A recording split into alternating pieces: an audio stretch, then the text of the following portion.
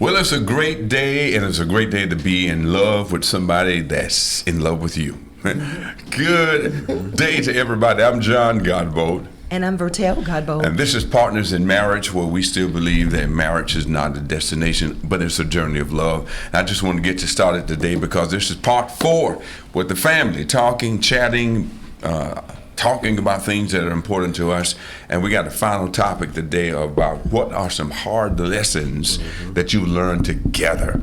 And that's what marriage is all about. And we'll talk about that in just a moment. But I want you to make sure you go to our website at partnersinmarriage.com.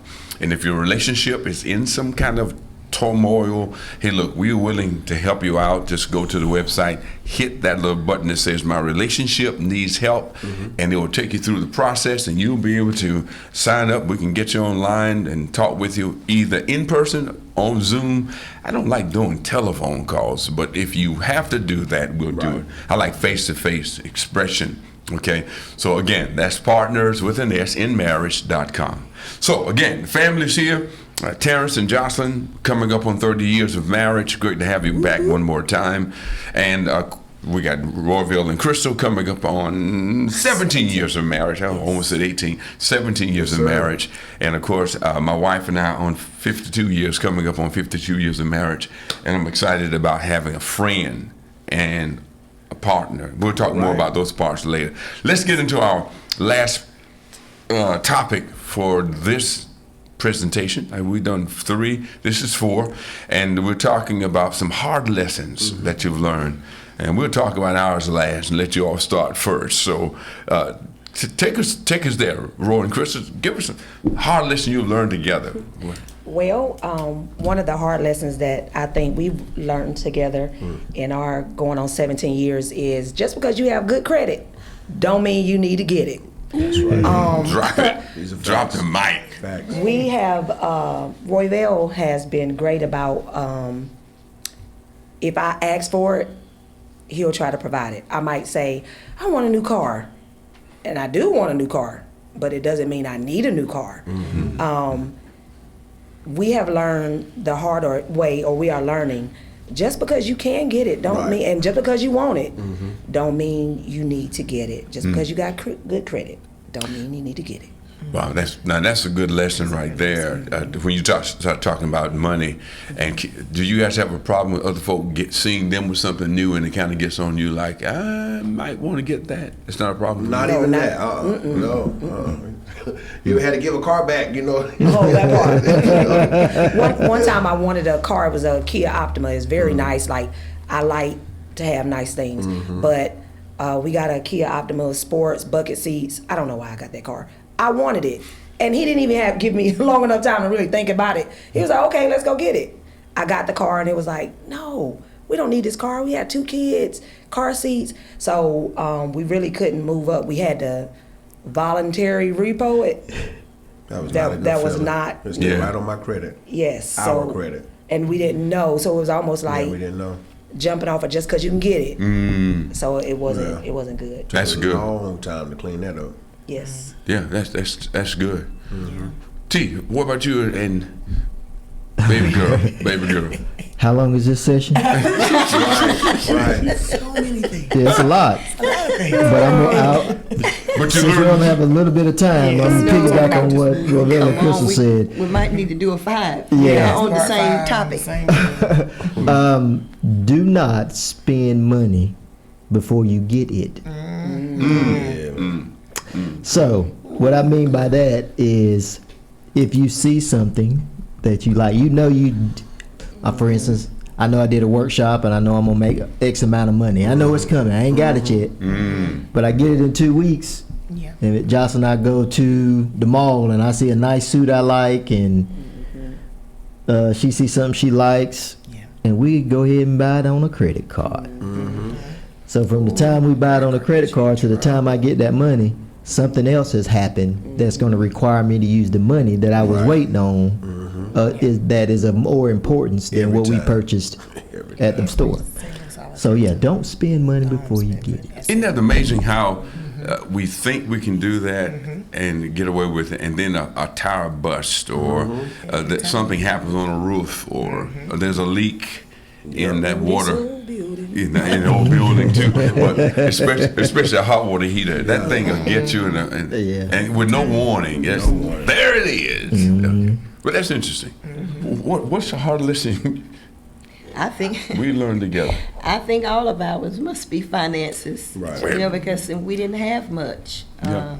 And I guess maybe that's why I said in one of the sessions, finances was number 2. Right behind communications. Yes, yes. Well, You it's- need money. Yeah, you Yes, really do. yes. Well, I don't know about when you guys got married, but I do know that we put marriages in the newspapers because when we got married, there was no such thing as internet. And as soon as we got married, we got letters from every insurance company. You need this. You might die. You don't want to leave your family. And it was like we were being bombarded by everybody. So were you bombarded by anybody?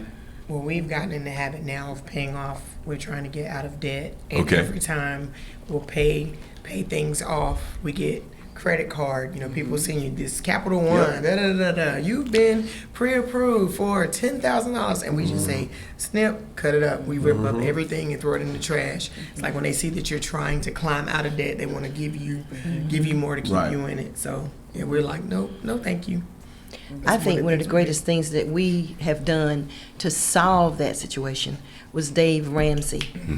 And although I have credit cards, I have Belks, J.C. Penney, Yes. Dillard's, and all of those. But I get rewards.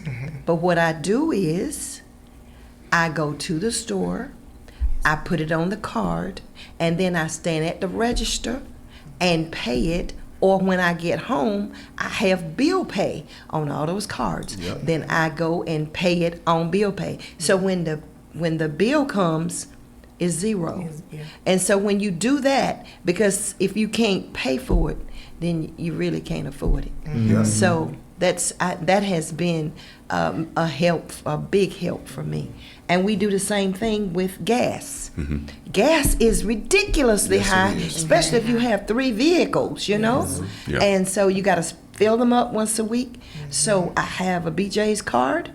We have a BJ's card. We put it on there, and then he sends me a cash app. I go on bill pay, click up, I pay it as we use it. Pay it as we use I it. don't know if we should be calling these names out on the show, but nonetheless, the point is we're getting rid of debt Debt. and learning how to live with the cash that we have in hand rather than just continually. It's amazing how all of us came up with the same thought without even practicing this. We didn't know what the other person was going to say, but we do see that, like anything else, the thing that hurt marriages the most is lack of communication, their disconnect with God, finances, and then the sexual piece. Those are the 4 major areas that destroy marriages in America. Other countries, I don't know what they deal with there, but that's what we deal with. But anything else on your plate, thoughts of mine about tough?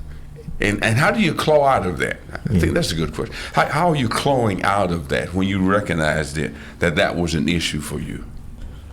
I think the other thing is, and I'll say this and then get back to your question, Pop. I think the other thing is like a journey of growth. You know, you're growing together in a marriage. Right. And when you first get married, it's all, but when you grow, you don't realize that things are going to change in the way that they're going to change. And sometimes you have a hard time with that change as you go through the journey of marriage. But recognizing that takes place, going back to your question, how do you get yourself out of it is, I think it goes back to what we've said before, being intentional, communicate, having open, honest, frank conversations. And sometimes those open, honest, frank conversations may be crucial conversations where you have to say some things that you know that your spouse is not going to be receptive of, but that it needs to be said in order for the marriage as a whole and your family to be more productive and to do what you're called to do.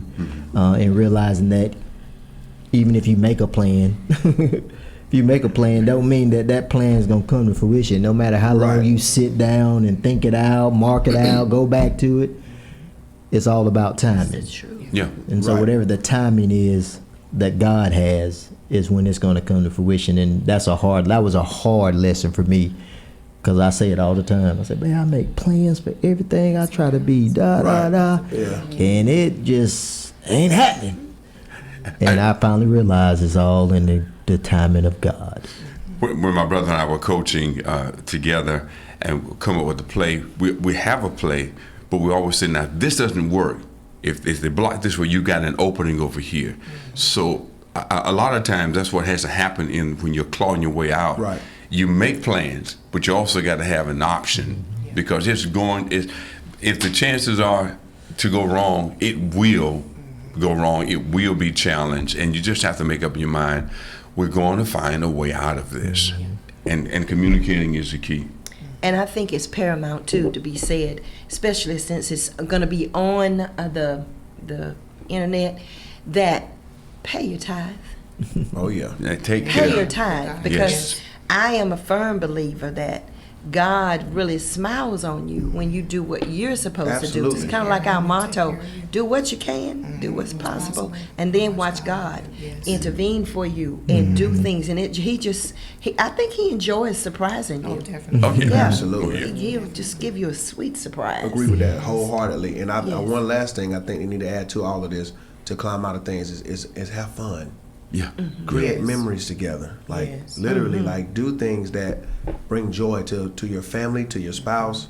Have fun, create memories. That's big for me. Like I love creating memories, new memories with my family to kind of help all the past things that you made, like, oh man, that was a bad decision. We should have did that financially, and making smart financial decisions. Still, like we had to make new decisions. Yeah. Now we don't do what you learn when you mess up, when you fall in that Yeah. quicksand. You learn. So Yeah.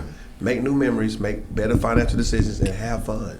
I like the thought that Terrence said about the low-hanging fruit. When you start coming out, pay something off together, something small, so you can say, yes, get the momentum started and enjoy it. Again, we've gone over, but it's okay. It's our last show for a while, but we'll be back again, believe me. And it's been good having your family on board. Thank you, Terrence, Jocelyn, Royville, and Crystal. Thank you. We love you guys much. Love you too. Yes. Y'all too. Thank All you. right, take care. And remember, you can say with me, marriage is not a destination, it's a journey of love.